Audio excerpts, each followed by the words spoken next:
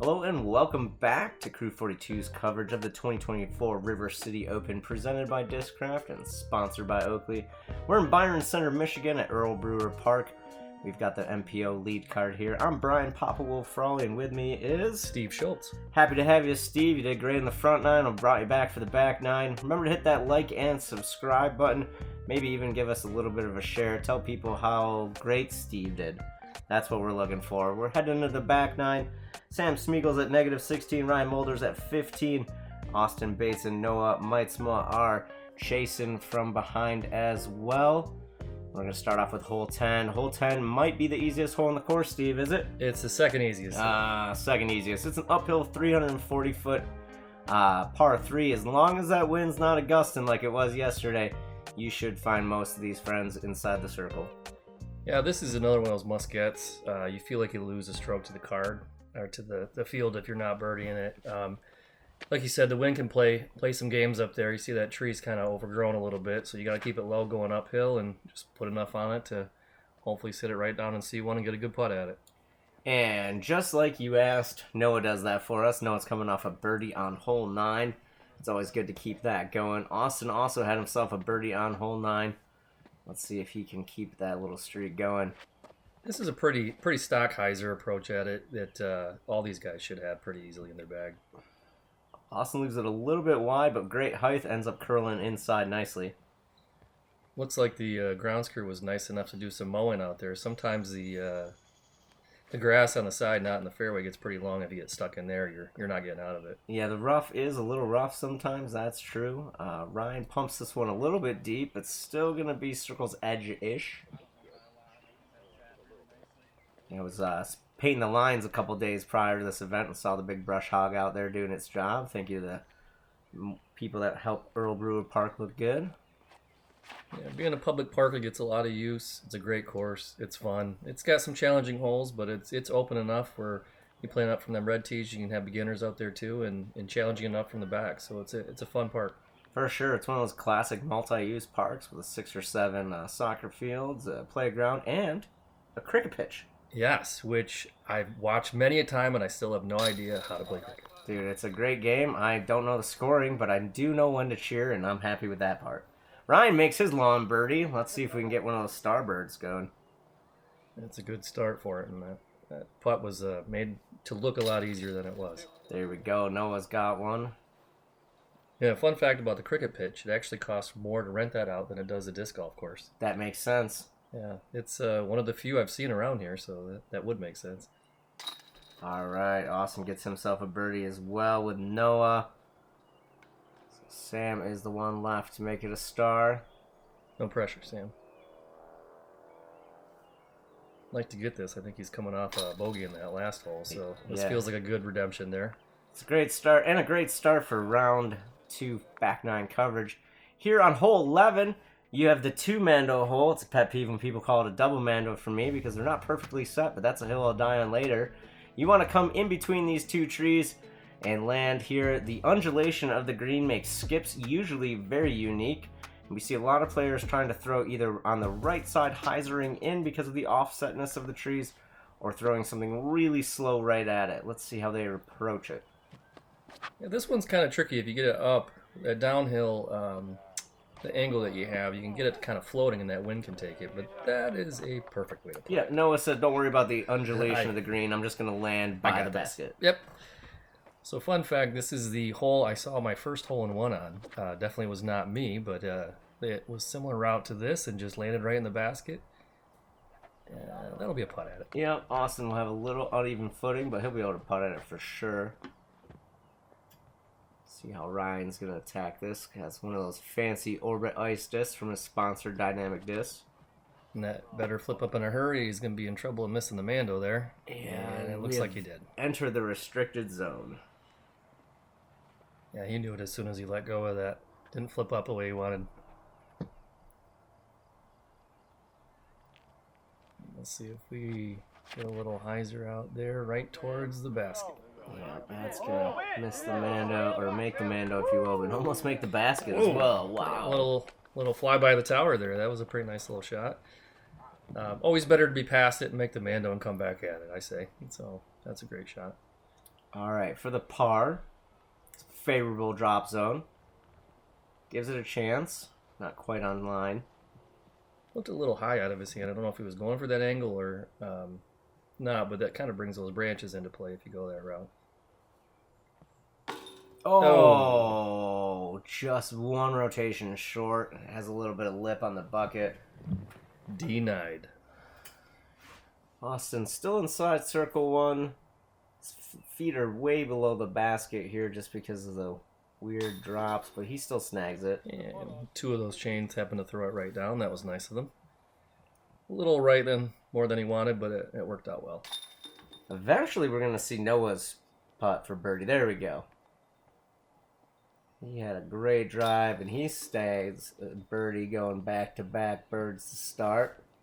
That was a couple good drive. And the tap-in birdie is always nice in this hole. So we got two players that went back-to-back birdies to start. Hole 12, let me guess, this one is the easiest hole. You are correct. There we go. It's a stock hyzer if we've ever seen one. It's 380. It's downhill. Miss that big tree on the left.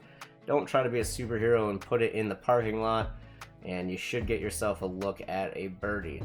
Can't tell you how many times I see people end up shorting that tree, and I'm thinking, why there's so much room to the right? And then, of course, where do I go? Shorten into the tree. Yep. So it's like a magnet. Let's hope none of these players find it. just hang it out right, let it fade right back in. It should be a pretty good shot for them.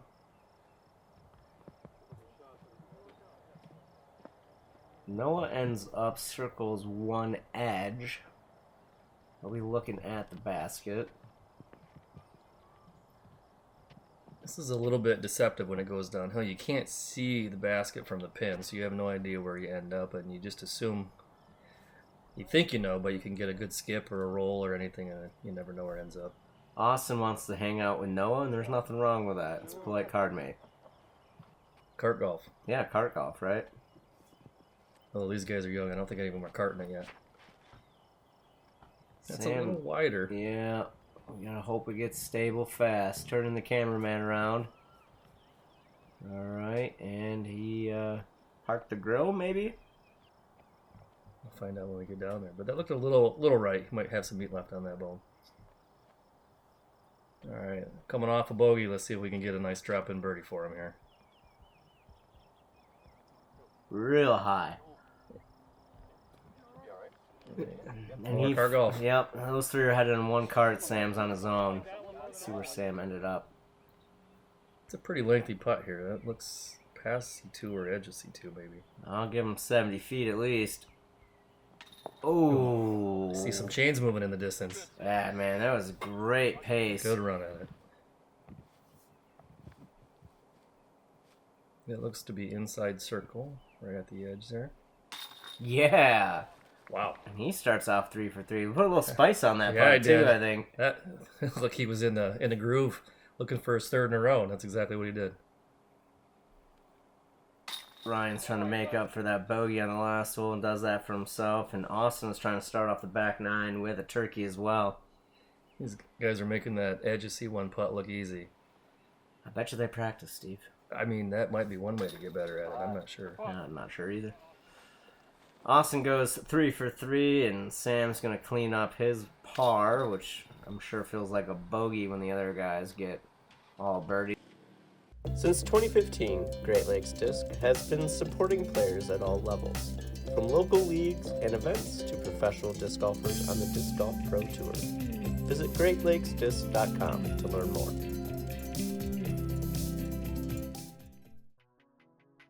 All right, and we're back. Thanks to our friends at Great Lakes for helping us out here. We got a par 3, 362 uphill, but it's definitely not the easiest hole in the course. That OB on the left inside that big bush, oh, that's a big pain. And then we have Mount Kilimanjaro, the basket on top of the big rock. Funny story about the rock, they broke 3 drill bits making that for us. Well, they could have broke about 7. I would have been happier if they wouldn't have put it up on the rock, because when it's windy, that is not an easy putt. It is definitely not an easy putt at all. Played pretty easy today. I can't imagine the win the other day. It was easy because I saw a couple people 4-putt, so I know that score had to be a little higher in the wind. It's that 20-foot, do I run it or not, and the wind coming right at you. So it's a lot nicer today, and I expect the scores to reflect that. Yeah, we see no trees moving in the background. That's a very rarity at Brewer Park. Austen is throwing into that bullseye range. He's like, I'm going to make the putt. That is the nice tap-in 5-footer is a lot easier in this hole than thinking about, do I run it or not? There is OB up on the left around some of the brush there, and these guys are hopefully not going anywhere near it. And as soon as I say that, bullseye. Yep, Ryan's like, don't worry about that OB. I want to get closer than Austen. Making it look easy. Sam's like, what do I got to do? Ace this to get closer?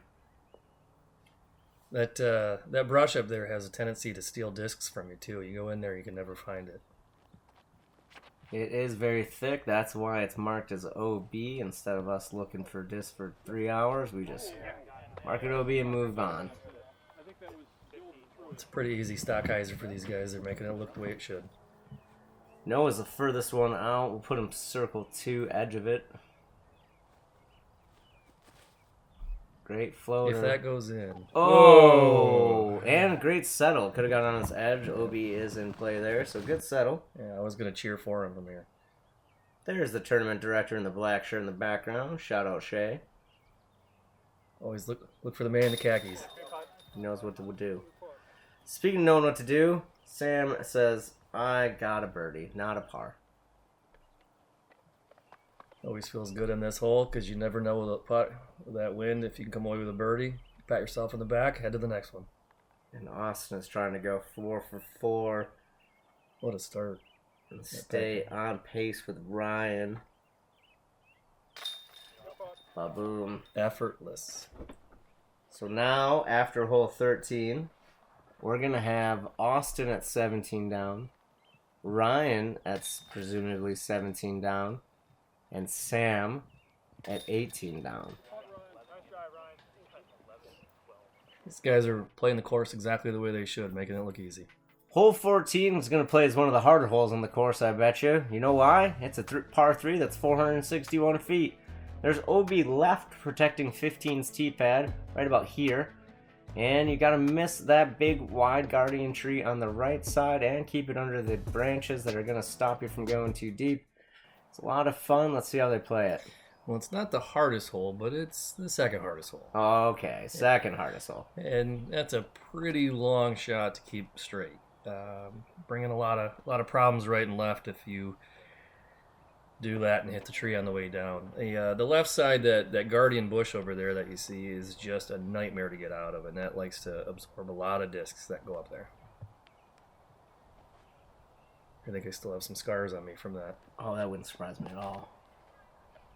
Ryan ripping something. I was really trying to turn that over, and it does. That is a Wow. nice shot. That might be one of the better ones we've ever seen on film here on hole 14 at Brewer. I thought that was going to hit that tree, but he put the perfect amount of oomph on that to get that to turn over, and that ended up perfect. Sam's throwing. Got a flip. Got a flip. It tried, Oh, and then it didn't. I think that clipped it out of bounds. Yes, it did. Interesting fact about 14, it's the finishing hole for the professional state championships because we start on 15. So check out some coverage from previous years on this channel. That would make sense because there's a parking lot right there you can walk to, and that would be understandable if you start on that side. There we go. Ooh, I think he's safe as far as the out of bounds. He should have a look at it as well. I think we're going to go with Austen next. Should be a rather simple approach for him. Let's hope it settles down nicely. Yeah, this is one of those you don't mind throwing it far because there's a back hill on there, and then there's trees that'll knock it down, or you could just do that. Yep, he's good. That's good. Yeah. I just don't know how to do that, so they just make it look effortless. Sam is taking his meter back from OB. We can see the orange line there by his feet. Got a little bit of a hyzer into the green, and that's going to settle nicely. Yeah, it's tough. It's a long hole. It's hard to get that far. Some of these guys are just making it look super easy. It's definitely not from that back tee. Keeping it low, keeping it out of trouble. Ooh. Well, it's going to be an easy par, at least for Noah. You really want that one. That was close enough where he's probably kicking himself after the start he had on that. Oh. That was unfortunate. After that drive, that is a tough part to swallow. It looked like he rushed that a little bit. Sam's going to tap in his bogey, bring him down to minus 17. Ryan and Austen are going to tap in their pars and keep them at minus 17. And ladies and gentlemen, we got a three-way tie at the top. That's a hole they're going to be looking at later if that one stroke costs him that. Maybe I could have had that one, but, they'll regroup. They will regroup, and as they regroup, we're going to walk over to hole 15. Hole 15 is going to be a forehand for many and a risky backhand turnover for some. It's going to be very, very guarded on this right side. You don't want to go in early because it is super thick. Very, very thick. As you can see the opening here for that basket. It is better to push deep than it is to come early because you'll have a much better look at the basket. Let's see how these gentlemen attack it. It's hard to get your disc to go that far and go straight right at the end to land where you need it to land. For sure. See how well they talk to the discs on the way here. Oh, settle. Yep. Austin's going to be in circle one. Should have an unobstructed view at it. It's a good shot. Rather be there than short in that bush. It is wide open left, so you have some room there. Just figuring out where and when and how to turn it over where you want it to is the key on this hole. And as we've seen, there's not a ton of skips here at Brewer on the grassy portion, if you will. So I thought it was just me that happened to, but I'm watching with these guys too. Maybe that grass is thicker than I thought. Noah goes with a forehand as well. Ooh, and that's going to look real nice. Circle back now. Come on. Come back. Look that might at be the that. longest roll I've ever seen in this hole, but that's going to end up perfect. He's going to like that one. And again, this is another one of those baskets you can't see from the tee, so you don't know where it ends up. For sure. These guys are making these look pretty easy. They all got pretty good long forehands. Woo! So, yeah. I mean, one just kept getting better after better. Whoa. Yeah, by the third day at this hole, they'll be even better probably, so. Austin's got the furthest putt out, and he's at about 25 feet. Yeah, and if this is the longest putt away, they all have really good shots. Ooh. That's going to keep him at 17. Looks like Ryan and Sam are going to go to 18, but who knows? We're at about 18, 20 feet here for Ryan. And the basket says, yep. Caught that one. He's going to like that after that spit out in the last hole. Noah's like, I want to be involved in this conversation too. I'll take that one. And if that is pretty close on this hole, that's a great drive. There we go for Sam. Love to see it. And Austin will tap in the only par of the group. And we're going to roll over to hole 16. It is a tight tee shot. As you can see by the tree in between the gold and red pad. Things to note about this hole, there is an OB line to the right, so players that try to turn something over too hard get onto 17's fairway, that is out of bounds. Besides that, it's 356 feet. I expect most of these players to be throwing it into the circle and just hopefully making their putt. Yeah, this is one of those holes that you feel like you have to get. I mean, it looks a little daunting from the tee pad, but these guys are good enough where they can go through that. That tree right in front, it catches all my discs when I throw, so hopefully they didn't give the curse to any of these guys. Yeah, well, you do want to get the birdie on 16 and 17 if you can, because 18 is playing rather hard today. So we see Ryan kind of fade out. He's going to be in circle 2, almost pin high. It looked like the disc came out of his hand a little more a little early. awkward. Yeah, there was something with that probably wasn't his best throw, but we'll probably make that putt make me look silly. Noah just didn't quite have the air to get there. He's going to have the same circle 2-ish putt. It's a little bit uphill. You can get some wind up there. It gets swirly at times, and you think you have a great shot. You get up there and you're short. So you don't see many people go long in this hole. Despite it being only 356 feet. Feels like it plays a little longer. Smooth approach. I wonder if that clips something to get him to end up over there. It had to have been. It was a little short. I'm going to give him a benefit of the doubt. Yeah. There's a couple low branches there, so this is another one of those where you have to keep it low, off the tee box, keep it low, and somehow go uphill and far, so it makes it tough for most guys. And that looks like he tried to... Yeah. Trying to scare the basket again. See, Buzzing the tower. Everybody else birdied on the last hole, and Austen parred. So now he's like, no, I'm gonna birdie, and everyone else can par. I've had enough of this. Yeah. Yeah, it's a little bit further out than he wanted, but should have a nice little forehand approach. I should say. Whoop. Did that go in? Yep. It did. What? What? Sam's like, yeah. Sometimes it's just fun to throw them in. I mean, sure. If you can do that, that's a great way to birdie the hole. And thanks to Disc Golf Threads for sponsoring this replay. Let's see if we can see this. Different angle. Look at those long grass just grabbing him, and he still goes through it like nothing. That's a perfect spin on that thing. It's coming right at it. Yep. Just slides in, settles down. So it still went in on the replay. Yep. So it must have gone in. That's a great shot from there. That has to be 70, 80 feet out there. Oh, I think that's even deeper Probably. than that. And Austin's like, man, I thought I was the only one that's going to birdie. Yep. Not today. This is a pretty typical spot where I've been at, in that it's a little longer than it looks on camera. Yeah, you had to put some force on that one. Yep. That's a tough putt from there. Yeah. Know it's about circle's edge.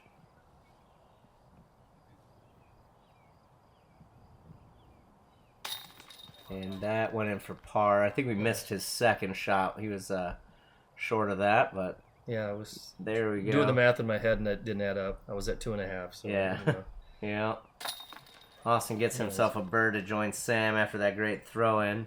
I got one up to the big putt there, but he'll take his birdie and be happy with it. All right, so we got Austin at -18, Ryan at -18, and Sam at -19. Going into hole 17, a lot of these players are going to try for the birdie here, or maybe even the eagle. You got to watch that OB road and the OB on the right separating 16 and 17's tee pad. A lot of players will throw the forehand over OB using the road to flare or coming just inside of the road to settle down.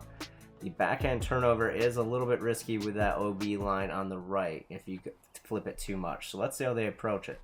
Looks like we're going forehand off the tee first. It's a good play. It usually leaves you in a good spot to do another forehand, and just depends on how dangerous you want to get, how far out you want to get. Obviously, left is better if you're going to forehand the next shot, so we'll see how far out he goes.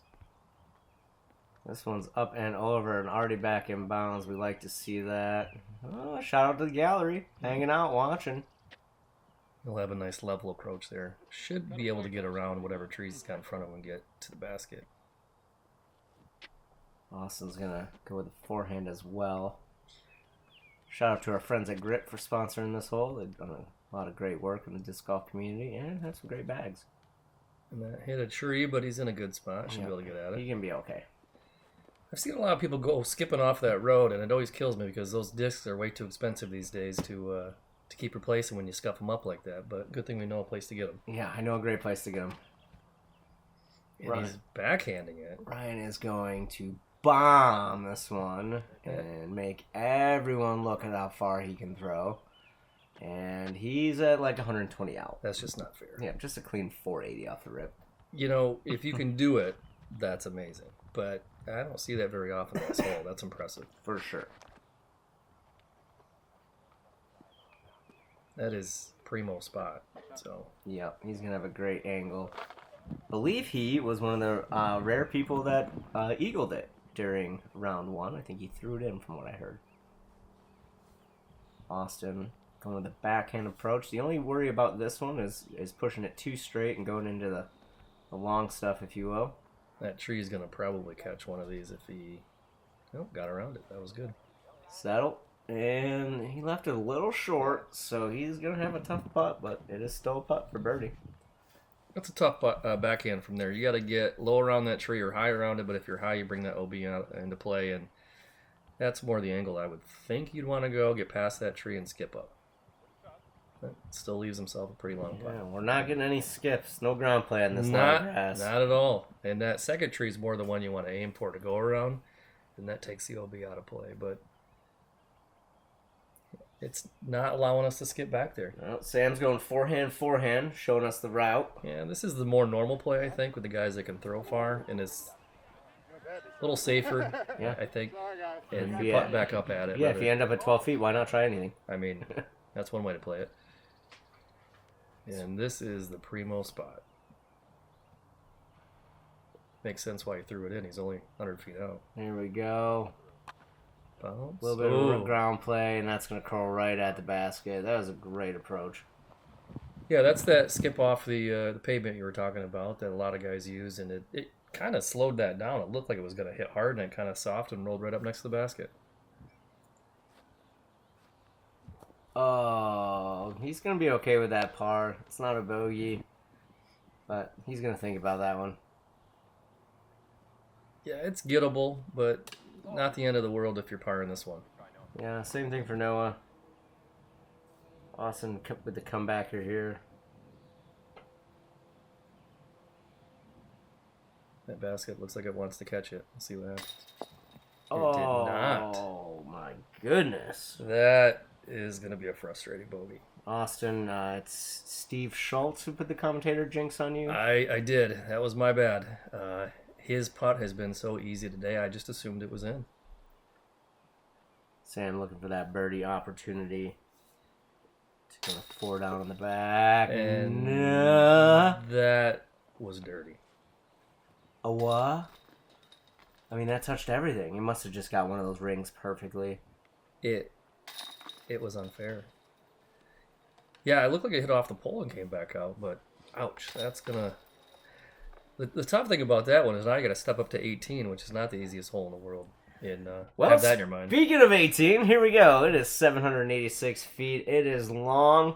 We're throwing a massive hyzer for the most part off the tee. We're going to avoid this clump of bushes in the middle there, and then this clump of bushes right there. Try to throw an approach shot that lands here if you're being conservative, or gets you around this tree and lands in there if you're running the bird. Notice the OB line on the right and left here. That walking path extends all the way up to hole 1 and makes it OB as well, so they can't push too deep. This is one of those holes where you could throw a great shot and still end up OB, and it punishes you with those random little circle of bushes in there. And it really makes it tough off the tee to figure out how far you want to throw it and where you want to throw it. It's about placement. Well, Ryan places this one nicely right in between the two. He's going to have an option to go over the road or throw that hyzer in for his second shot. Yeah, this hole is playing pretty tough. How tough is it playing? It is the toughest. Yeah, that doesn't surprise me. Long, OB, always a recipe for disaster. And Sam is safe as well. Sits, I think right on the looks like right on the red tees right there. Well, at least we know it's nice and flat. I've almost seen an ace from there, so he can get there if he wants to. It's just a matter if he has a run up. Notice we talked about the wind not being there, and then on 18 everyone's shirts whipping around and the trees are moving all over the place. It's like the weather in Michigan. You wait 5 minutes, it'll change, right? Yes, sir. The wind at Brewer does that too. And the next shot will be coming right at him. Oh yeah. But they did avoid some bad weather there and get rained after the round 2 that day, if I'm not mistaken. It did. Yeah. So they got in right before that, which is great. Yep, I was up at the shop and then went out and supported one of the local places that help sponsor this event afterwards. And had a few players meet up there, and it was raining all the way there. Yep, they got done just in time. It was great. So I held off the weather the second day when I was there. I told them all I would, and thankfully Mother Nature accommodated us. Yeah. Noah is stuck in the tree there, but gets a All really right. nice bounce. Yeah, we'll take that. Yeah. Must be a paying member of the park dues. Nothing wrong with that right there. Yeah, that is unfortunate. Play it as it lies. I would assume he could maybe move that, but maybe he's comfortable sitting on the bench. He's a local. It's a real gray area in the Yeah, PDGA rules. Is that dead and unattached and in his lie? I don't know. I don't know. Is it part of the park? I don't know. It's Is it a random bench that I moved a couple weeks ago at League to sit on? Possibly. Yeah, so it's a gray area, and there's going to be people that say, oh, it's not a gray area. But as an experienced TD, I've seen it called both ways, right and wrong, however you want to look at it. You know what I like? He played it and didn't complain. Yep. Had a good shot out of it. So Oh! that is unfortunate. Wow. After landing inbounds, you jump, roll. I don't know how to explain that. It almost bounced. It looked like a gopher pushed it. Yeah, up. it just bounced the wrong way. That was unfortunate. And that's what the chance you take on this hole. If you're trying to get aggressive, you bring that into play. Ryan's going over OB the whole way. That can be dangerous unless you do that. And that leaves himself a 25-footer, 20-footer maybe. Yep, makes it look easy. That's kind of the way to play the hole. If you're comfortable with your discs and know what they're gonna do, and that is a perfect approach to that green.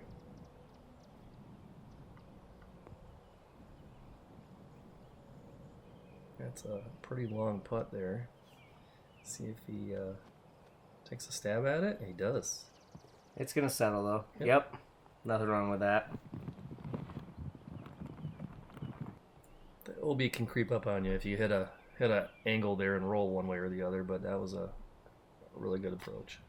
Austen hits his par putt off the top of the rim. I have seen that on that That's hole more so often than I want to unfortunate. admit, but that for some reason is about an inch shorter than it should be.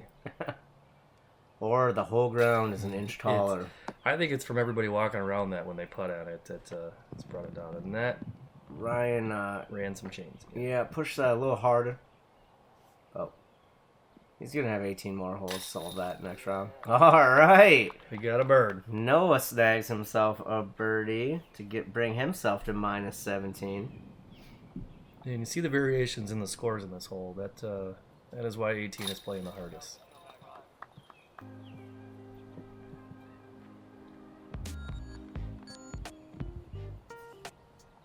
Let's see if we can tap this one in. I don't want to give the curse, but I feel like this is going in. I hope so. There we go. Didn't bounce out this time. He landed under, He landed was under a thankful. bench, you know what I mean? We got to give him a little bit of positive vibes there. I like how he played that hole. It was unique. Yeah, you got to have fun too when you're on the course too. Yeah. Well, that closes us out.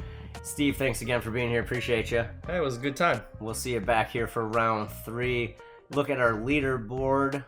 Sam's at minus 19 with Ryan. Austen, unfortunately, 2 bogeys, I guess, in the last 2 holes. But Nick Robertson shot himself a fire neg 13 to tie Ryan Mulder and Sam Smiegel at the top, with Noah joining him on lead card. And look at that chase card. Clint Kelvin, Austen Bates, Nicholas Gill, and Trevor Belfour. Remember to hit that like and subscribe button. We really appreciate it. Give us a share too. Tell your friends you watched us. We're really appreciative. Speaking of being appreciative, thank you to our Patreon members. Check us out on Patreon to get all this content a few days earlier and see some cool stuff. Who knows, maybe I'll do something special on there. Until next time, we'll see you.